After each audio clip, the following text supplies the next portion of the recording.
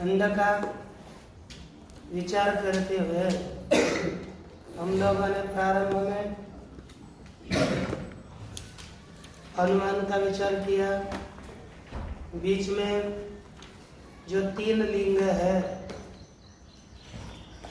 केवल अन्वय व्यतिरेकी, केवल अन्वयी, केवल व्यतिरेकी, 3 लिंगों का विचार किया।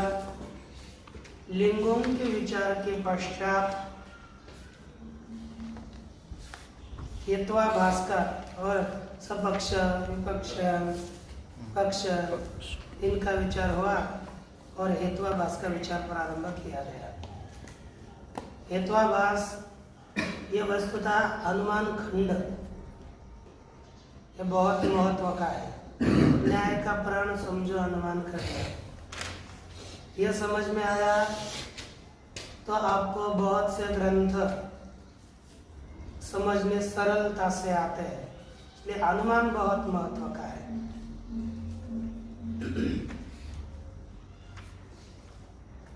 इसमें हेत्वाभास भी उतने ही महत्व के हैं, क्योंकि अपने को जीतना है और दूसरों को पराजय करना है तो हेत्वाभासों का ज्ञान अपेक्षित है।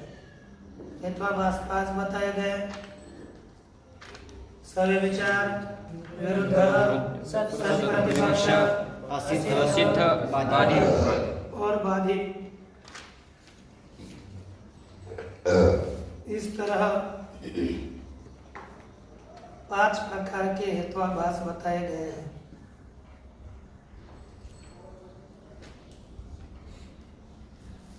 उनमें हेत्वाभास का लक्षण भी किया। क्या लक्षण किया? अनुमिति, तत्करणान्यतर, प्रतिबंधक, ये लक्षण अच्छी तरह है। अनुमिति और अनुमिति के साधन का प्रतिबंध करने वाला जो यथार्थ ज्ञान, उसका विषय हेत्वाभास होता है। हेत्वाभास, प्रथम हेत्वाभास लिया सव्यभिचार, जिसे हम व्यभिचारी हेतु कहते हैं ना, व्यभिचार कहते हैं। अब ये भी 3 प्रकार का बताया। साधारण व्यभिचार, असाधारण व्यभिचारी हेतु और अनुपसंहारी। इसमें हम साधारण का विचार किया। साधारण का लक्षण बताया। साध्याभाववत् वृत्तित्वम् साधारण व्यभिचारिणो लक्षणम्। क्या बताया? साध्याभाववत् वृत्तित्वम् साधारण व्यभिचारिणो लक्षणम्। ये लक्षण बताया और इसका दृष्टांत दिया। पर्वतो वन्यमान प्रमेयत्वात्। ये उदाहरण दिया। ये व्यभिचारी क्यों है? क्योंकि वह साध्य वन्य, साध्याभाव वन्य भाव, वन्य भाववान जलरद, और जलरद में भी एक प्रमेयत्व हेतु रहता है। इसीलिए यह हेतु व्यभिचारी है, साधारण व्यभिचारी है। इसका विचार पूरा हुआ। अब असाधारण व्यभिचारी का हम विचार आरंभ करने वाले हैं। पढ़ो, क्या चीज है? पढ़ो जी। सर्वसपक्ष विपक्ष व्यावृत्तः। पूरा बोलना है, पूरा पढ़ा कर ना। सर्वसपक्ष विपक्ष व्यावृत्त पक्षमात्र वृत्तिर साधारणः। इतना पढ़ने में क्या जाता है? हाँ, सर्वसपक्ष विपक्ष व्यावृत्तः पक्षमात्र वृत्ति असाधारण। असाधारण का लक्षण किया कि सपक्ष विपक्ष व्यावृत्त केवल लिख देगा। अर्थ क्या होगा इसका? सपक्ष से विपक्ष से व्यावृत्त केवल पक्ष में ही रहने वाला हेतु असाधारण है। क्या बताया गया? सपक्ष से विपक्ष से व्यावृत्त केवल पक्ष में रहने वाला हेतु अर्थात जो सपक्ष में भी नहीं रहता, विपक्ष में भी नहीं रहता, केवल पक्ष में रहता है। सपक्ष सभी सपक्षों से विपक्षों से व्यावृत्त केवल पक्ष में रहने वाला हेतु असाधारण है, असाधारण व्यभिचारी है। इसको अन्वय दृष्टांत भी नहीं रहता और व्यतिरेक दृष्टांत भी नहीं रहता, कोई दृष्टांत नहीं, बस पक्ष में रहता है, उतना मात्र है।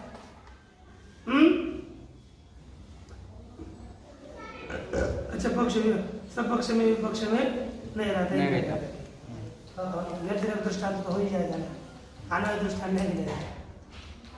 जैसे उदाहरण दिया, यथा शब्दो नित्यः शब्दत्वात् इति, क्या उदाहरण दिया है? शब्दो नित्यः शब्दो नित्यः शब्दत्वात् इति। शब्द कैसा है? नित्य है। क्यों? शब्दत्व, उसमें शब्दत्व होने से शब्द नित्य शब्दत्वात्, है कि नहीं? शब्द नित्य शब्दत्वात्। एक मुझे बताओ, ये पक्ष क्या हो गया? पक्ष, शब्द शब्द। सपक्ष क्या होगा? साध्य क्या होगा बताइए पहले। नित्य, नित्यत्व। साध्य क्या है? नित्यत्व। इतना तो समझ में आ रहा है ना। माही था के वान को जोड़ी साध्यवान। जवान मान नहीं मान को जोड़ने वाले साध्य समझ। तो साध्य क्या हो गया? नित्यत्व। क्या हो गया? नित्यत्व। नित्यत्व साध्य है। सपक्ष को किसे कहते हैं? निश्चित साध्यवान। साध्यवान। सपक्ष। सपक्ष क्या होगा? आकाश भी, ये सपक्ष बने। आकाश। विपक्ष क्या होगा? निश्चित साध्याभाव। साध्य क्या है? नित्यत्व। नित्यत्व। साध्याभाव क्या चीज है? नित्यत्व भाव। साध्य का भाव, दूसरा का नहीं। नित्यत्व भाव किसमें है? घट में। घट में नित्यत्व नहीं है, नित्यत्व है। तो घट हो गया विपक्ष, आकाश हो गया सपक्ष, और पक्ष हो गया शब्द। अगर पक्ष सपक्ष विपक्ष। विपक्ष, जो हेतु पक्ष में नहीं रहता, सपक्ष में नहीं रहता। शब्दत्व आकाश में रहता है? नहीं। शब्दत्व किस में रहता है? शब्द में। शब्द में। शब्दत्व किस में रहता है? शब्द में। आकाश में नहीं। शब्द आकाश में रहता है। शब्द किस में रहता है? देखो क्या होता है ना, शब्दत्व शब्द में और शब्द आकाश में रहता है, लेकिन शब्दत्व आकाश में नहीं रहता। नहीं रहता, ये ध्यान दीजिए, है कि नहीं? शब्दत्व शब्द में, शब्द आकाश में, लेकिन साक्षात शब्द तो आकाश में नहीं रहता। अर्थात हेतु पक्ष में नहीं रहा, शब्दत्व हेतु पक्ष में नहीं रहा, है ना? सपक्ष में पक्ष बोला, शब्दत्व हेतु किस में नहीं रहा? सपक्ष में। सपक्ष में नहीं रहा। तो देखिए घट में क्या रहेगा? घटत्व। शब्दत्व नहीं रहता। जो हेतु पक्ष में रहता है केवल, सपक्ष में नहीं रहता और विपक्ष में नहीं रहता, में भी नहीं रहता, वो हेतु कैसा है? असाधारण व्यभिचारी। कैसा है? असाधारण व्यभिचारी। तो ये शब्दत्व हेतु कैसा मिला? असाधारण व्यभिचारी। क्यों असाधारण व्यभिचारी हो गया? केवल पक्ष में। क्योंकि ये केवल पक्ष में रहता है। सपक्ष विपक्ष में से व्यावृत्त केवल पक्ष में रह रहा है, इसे क्या कहेंगे हम? असाधारण व्यभिचारी। असाधारण व्यभिचारी। क्या कहेंगे?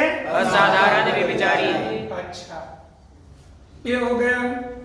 इसके पहले इसी को सिद्ध करते हैं आगे, शब्दत्वम ही शब्द सर्वेभ्यो नित्येभ्यो अनित्यभ्यश्च व्यावृत्तम शब्दमात्र वृत्ति लिखा जाए शब्दत्व में ही अर्थात कारण की क्योंकि ध्यान में रखना उसका अर्थ नहीं लिख के रखना है क्योंकि शब्दत्व सर्वेभ्यो अर्थात सभी नित्यभ्य अर्थात नित्य पदार्थों से नित्य जैसे आकाश आदि सभी नित्य पदार्थों से अनित्य भ्यश्च और अनित्य पदार्थों से व्यावृत्त अर्थात हट करके है ना किस में रहता है शब्द मात्र वृत्ति केवल शब्द में रहता है शब्द मात्र वृत्ति यह शब्दत्व न नित्यों में रहता है न अनित्यों में रहता है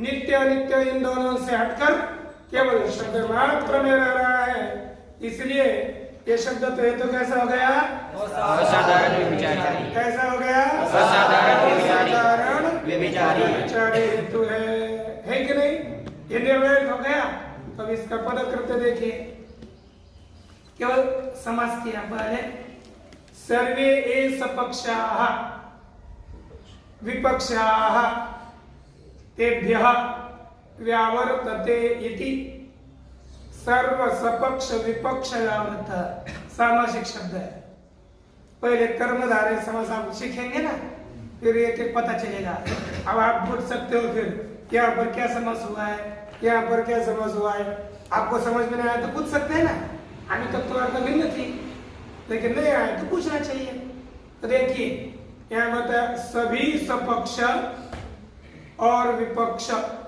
कौन कौन सभी सपक्ष विपक्ष तेभ्य उनसे सभी सपक्ष और विपक्ष उनसे व्यावर्तते हट जाता है उसमें नहीं रहता उसे क्या कहते हैं सर्व सपक्ष विपक्ष व्यावृत्त सभी सपक्ष विपक्ष से दूर हटा हुआ व्यावृत्त हुआ जो हेतु है वही कौन सा है असाधारण व्यभिचारी ये देखो कितना हो गया ना इस तरह अर्थ है आपने इससे पहले एक व्याप्ति पढ़ी हो एक हेतु पढ़ा था केवल व्यतिरेक केवल व्यतिरेक हेतु अपना अनुमान क्या था पता है बताइए पृथ्वी इतरेभ्यो विद्यते गंधवत्व गंधात् इतना करें गंधवत्व अर्थात गंध क्या अनुमान हो गया बोलिए पृथ्वी बोलिए पृथ्वी इतरेभ्यो विद्यते गंधवत्वात् बोलिए पृथ्वी इतरेभ्यो विद्यते गंधवत्वात्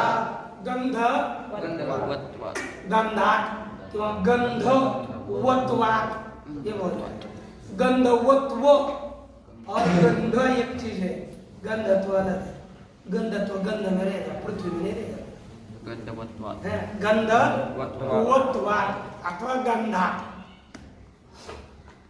तो यहाँ देखिए तो इतर विद्यते ऐसा नहीं लिखा नहीं लिखेगा तो ऐसा लिख सकते इतर भिन्ना पृथ्वी इतर भिन्ना गंधवत्वात् क्या बोलोगे गंधवत्वात् पृथ्वी इतर भिन्ना गंधवत्वात् क्यों हेतु ही बोलना पड़ता है क्या पूरा अनुमान बोलना पड़ता है बोलिए पृथ्वी इतर भिन्ना गंधवत्वात् गंधवत्वात् गंधा इतर साध्य क्या होगा इतर भिन्नत्व अब तो जोड़ेंगे ना इतर भिन्नत्व इतर भिन्न और इतर भिन्न एक ही चीज है तो यहाँ देखो यहाँ का हेतु कौन सा है गंध क्या हेतु है गंध इसमें पक्ष कौन है पृथ्वी पक्ष कौन है पृथ्वी पृथ्वी बोलता का पृथ्वी दो शब्द है पृथ्वी और पृथ्वी तो हलंत है और में रसोई कार भी है तो पृथ्वी पृथ्वी ये पक्ष है ये गंध हेतु केवल पक्ष में रहता है कि नहीं केवल पक्ष में रहता है इसके लिए सपक्ष कोई है नहीं इसलिए सपक्ष में नहीं रहता है ना और विपक्ष जला दिया है उसमें भी नहीं रहता हम किसका कर रहे थे असाधारण और ये लक्षण सद हेतु में चला जा गया। सद हेतु है ना केवल व्यतिरेकी, केवल व्यतिरेकी हेतु सद हेतु है, उसमें चला गया तो उसका वारण करने के लिए लिखते हैं केवल व्यतिरेकी वारणाय तद भिन्न इत्यपि देयम्, अर्थात केवल व्यतिरेकी भिन्नत्वे सति, ऐसा भी देना है। तो अब लक्षण क्या होगा बोलिए? केवल पीछे केवल व्यतिरेकी भिन्नत्वे सति, केवल व्यतिरेकी भिन्नत्वे सति, केवल व्यतिरेकी भिन्नत्वे सति, केवल व्यतिरेकी भिन्नत्वे सति, सपक्ष सर्व सपक्ष विपक्ष व्यावृत्तत्वे सति, सर्व सपक्ष विपक्ष व्यावृत्तत्वे सति, पक्षमात्र वृत्तित्वम्, पक्षमात्र वृत्तित्वम्, असाधारणस्य असाधारण व्यभिचारिणो लक्षणम्, असाधारण व्यभिचारिणो लक्षणम्।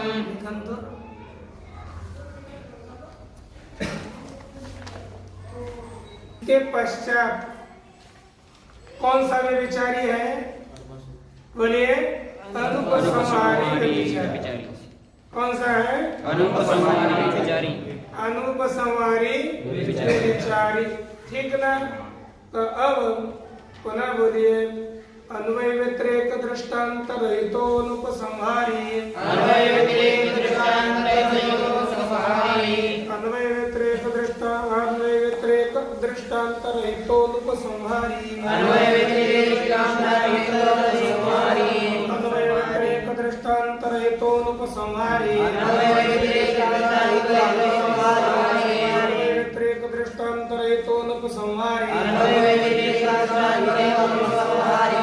अन्वय व्यतिरेक दृष्टांत रहितो अनुपसंहारी, अन्वय व्यतिरेक दृष्टांत रहितो अनुपसंहारी, अन्वय व्यतिरेक दृष्टांत रहितो अनुपसंहारी, अन्वय व्यतिरेक दृष्टांत रहितो अनुपसंहारी।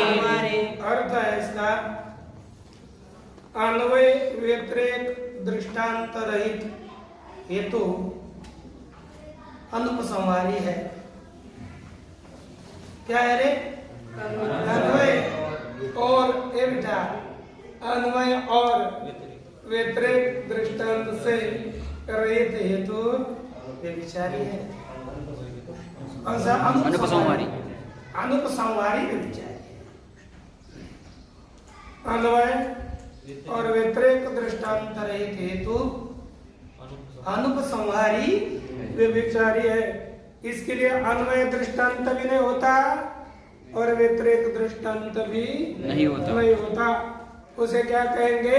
अनुपसंहारी। अनुपसंहारी हेतु। जैसे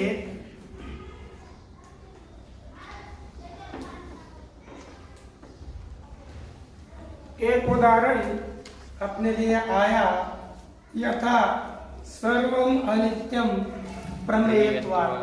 क्या लिखा? सर्वम नित्यम अनित्यम प्रमेयत्वात्। बोलिए पूरा। सर्वम अनित्यम प्रमेयत्वात्, सर्वम अनित्यम प्रमेयत्वात्, सर्वम अनित्यम प्रमेयत्वात्, सर्वम अनित्यम प्रमेयत्वात्, सर्वम अनित्यम प्रमेयत्वात्, सर्वम अनित्यम प्रमेयत्वात्, सर्वम अनित्यम प्रमेयत्वात्, सर्वम अनित्यम प्रमेयत्वात्, सर्वम अनित्यम प्रमेयत्वात्, सर्वम अनित्यम प्रमेयत्वात्, सर्वम अनित्यम प्रमेयत्वात्। इस अनुमान में पक्ष कौन है? सर्वम। हेतु क्या है? प्रमेयत्वात्, प्रमेयत्व। और साध्य क्या है? अनित्यत्वम्। अनित्यत्वम्। अब समझ में आने लगा ना? एक पक्ष क्या है? सर्वम। हेतु क्या है? प्रमेयत्वात् और साध्य क्या है? अनित्यत्वम्। अनित्यत्वम्, है ना? प्रमेयत्वात् पंचमी बोलेंगे तभी चलेगा। प्रमेयत्वम् हेतु, अनित्यत्वम् साध्य, सर्वम पक्ष। अब बताओ, सभी तो पक्ष ही हो गया, सभी जगत पक्ष हो गया, तभी पक्ष रहा नहीं। पक्ष छोड़ करके दूसरा भी पक्ष होता है तो पक्ष रहा। पक्ष क्या है? सपक्ष रहा नहीं। सपक्ष नहीं। सपक्ष ही अन्वय दृष्टांत होता है। सपक्ष में ही अन्वय दृष्टांत होता है, सपक्ष नहीं रहा। और सभी तो पक्ष हो गया, विपक्ष भी नहीं रहा। सभी पक्ष के अंतर्गत आ गए तो ना सपक्ष है ना और ना विपक्ष विपक्ष है, इसलिए ना अन्वय दृष्टांत है ना व्यतिरेक दृष्टांत है। है। ये ध्यान दीजिए, व्यतिरेक दृष्टांत कहाँ मिलता है? विपक्ष में। अन्वय दृष्टांत कहाँ मिलता है? सपक्ष में। व्यतिरेक दृष्टांत कहाँ मिलता है? विपक्ष में। अन्वय दृष्टांत सपक्ष में। व्यतिरेक विपक्ष। अन्वय सपक्ष में। यहाँ पर सपक्ष और विपक्ष दोनों है। या है क्या यहाँ पर इस अनुमान में? नहीं। क्यों नहीं है? सभी पक्ष पक्ष है, है। सब कुछ पक्ष है, तो सपक्ष और विपक्ष के लिए कुछ बचेगा नहीं। इसलिए अन्वय दृष्टांत यहाँ पर नहीं है व्यतिरेक और व्यतिरेक दृष्टांत भी नहीं है। क्या ऐसा होना चाहिए? कसरत वाला है कि नहीं? अब यहाँ पर देखिए, अत्र सर्वस्यापि पक्षत्वात् दृष्टांतो नास्ति। क्या हो गया? अत्र सर्वस्यापि पक्षत्वात् प्रमेयत्वात्। नहीं, सर्वस्यापि पक्षत्वात् करा। अत्र सर्वस्यापि पक्षत्वात्, क्योंकि सही पक्ष है, ये लेने हमको ना, प्रमेयत्वा से कहने। अत्र सर्वस्यापि पक्षत्वात् दृष्टांतो नास्ति, कोई दृष्टांत नहीं, न अन्वय है ना व्यतिरेक है। ठीक, अब देखो नीचे लिखता है, केवल अन्वयिनी अतिव्याप्ति वारणाय, है ना? इतना करेंगे कि केवल व्यतिरेक दृष्टांत रहित करेंगे, है ना? व्यतिरेक केवल अन्वय नहीं देंगे, तो क्या देंगे? व्यतिरेक दृष्टांत रहित। क्या देंगे? व्यतिरेक दृष्टांत रहित। तो व्यतिरेक दृष्टांत से रहित कौन है? केवल अन्वय। कौन है? केवल अन्वय। व्यतिरेक दृष्टांत से रहित कौन हेतु है? केवल अन्वय। उसमें अतिव्याप्ति का वारण करने के लिए क्या पद दिया? अन्वय। क्या पद दिया? अन्वय। अन्वयो, है ना? अन्वय दृष्टांत रहित। केवल व्यतिरेक नहीं, अन्वय दृष्टांत से भी रहित होना चाहिए। पर केवल व्यतिरेक में अतिव्याप्ति कब होगी? कितना पद देने पर? अन्वय दृष्टांत रहे। केवल व्यतिरेक में अन्वय दृष्टांत नहीं होता, तो अन्वय दृष्टांत रही तो अनुपसंहारी। ऐसा करने के बाद किसमें अतिव्याप्ति होती है? व्यतिरेक में। किसमें होती है? व्यतिरेक में। उसमें अतिव्याप्ति का वारण करने के लिए क्या पद देना पड़ेगा? व्यतिरेक। क्या देना पड़ेगा? व्यतिरेक। व्यतिरेक दृष्टांत रहित, आगे अनुपसंहारी। ठीक है ना? तो दोनों ही पद देने पड़ेंगे, अन्वय और व्यतिरेक दृष्टांत रहित अनुपसंहारी। पहले का केवल अन्वय में, केवल अन्वयिनी अतिव्याप्ति वारणाय अन्वयति, केवल व्यतिरेक के लिए अतिव्याप्ति वारणाय व्यतिरेकी। अत्र पद है, अत्र सर्वस्यापि पक्षत्वात् लिखा कि नहीं? तो अत्र का क्या अर्थ है? उपदर्शित अनुमाने, है ना? अभी दिखाए गए अनुमान में सर्वस्यापि पक्षत्वात्, सभी पक्ष होने से। यहाँ पर कौन सा दृष्टांत नहीं है? क्या नहीं है? सर्वस्यापि पक्षत्वात् दृष्टांतो नास्ति। ये इस तरह से। और इन तीन प्रकार के साधारण, असाधारण, ये जो और अनुपसंहारी विचार है, इनमें पहला जो विचार है, तो विचार है कौन सा? साधारण विचार है ना? ये बहुत महत्व का है, ये ज्यादा ध्यान में रखना चाहिए। साध्याभाववद वृत्तित्वम्, ये आदि ध्यान में रखिए। इसके बाद दूसरा हेतु आता है विरुद्ध। इस विरुद्ध का विचार कल ही करेंगे। ओम पूर्णमदः पूर्णात् पूर्णमुदच्यते पूर्णस्य पूर्णमादाय पूर्णमेवावशिष्यते। ओम शांति शांति शांति।